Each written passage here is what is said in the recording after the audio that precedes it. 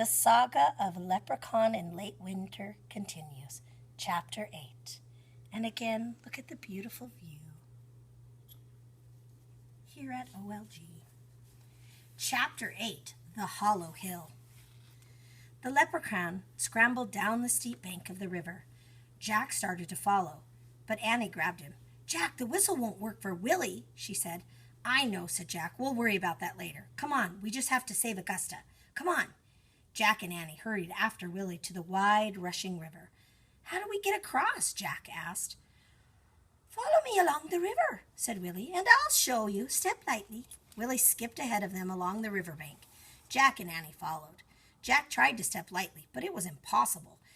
Slopping through the mud, his boots filled with ooze and made squishing sounds with every step.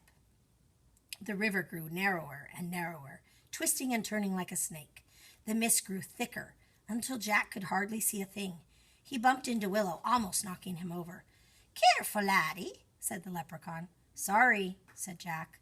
"All right," said Willie.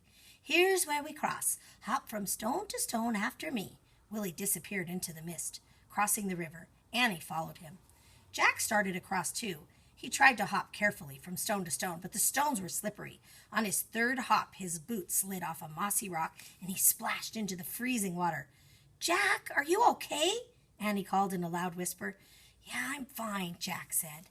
He scrambled up. His clothes were soaked and heavy. He really was miserable now. He waded to the other side of the river and joined Annie and Willie.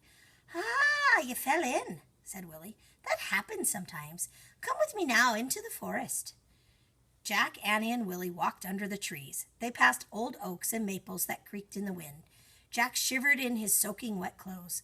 A big black crow called from a high, bare branch.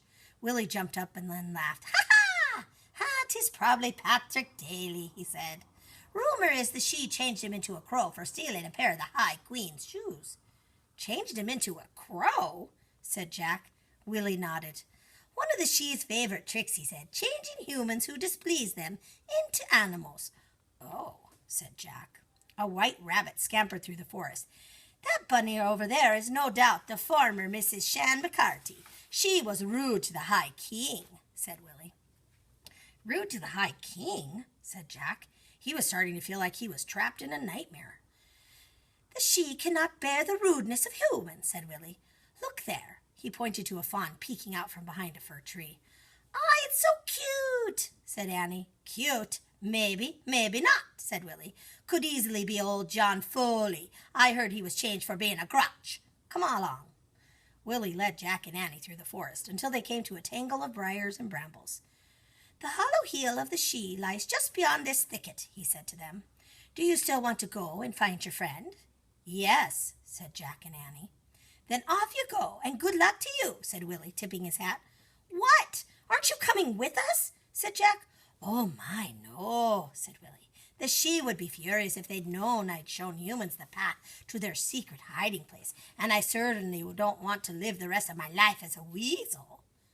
"But won't they be angry at us for finding their secret hiding place?" said Jack. "Possibly," said Willie. "Here's what I recommend to you. Politely tell the High King and High Queen that you've come looking for your dear friend to take her back to her loving family. The she place a very great value on friendship and family." "Okay," said Jack, "friendship and family." "And remember, be simple, direct, and honest at all times," said Willie. "Simple, direct, honest," repeated Jack. "And polite. That's the most important. Very, very polite," said Willie. "Very polite," said Annie. "Got it." "Another thing," said Willie. "In the world of the she, the old tales still live, so do not be afraid if you see odd sights floating about. They're just bits and pieces of the old stories. Now go, be simple, direct, honest, and polite, and save your dear friend before she's lost forever." "Thanks, Willie," said Annie. "Best of luck," said Willie. "See you later," said Jack. "Aye, I'll be waiting for you," said the leprechaun. Jack and Annie crouched down and started through the thicket. Thorns and briars pulled at Jack's wet coat. They scratched his hands and got caught in his hair. Jack batted his way through the tangled brush until he caught up with Annie. They both pushed their way out of the thicket and stepped into a glade. "Wow, it's like Mary said," whispered Annie. "It's like summer here." No rain fell, no wind blew. Warm sunshine shone on the emerald green glade. And in the middle of the glade was a large grassy mound. At the foot of the mound was a small doorway framed by stones. "That must be it, the hollow hill," said Jack, "the secret home of the Sidhe." "And that must be someone from an old story," whispered Annie. She pointed to a woman floating above the green mound. The woman wore a wreath of flowers on her head and carried a branch with its silver apples. She vanished in the sunny haze. "Whoa," whispered Jack.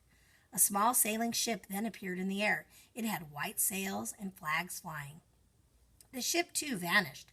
Then an old woman spinning at a spinning wheel appeared. Then a wispy dragon. Then a knight with a sword.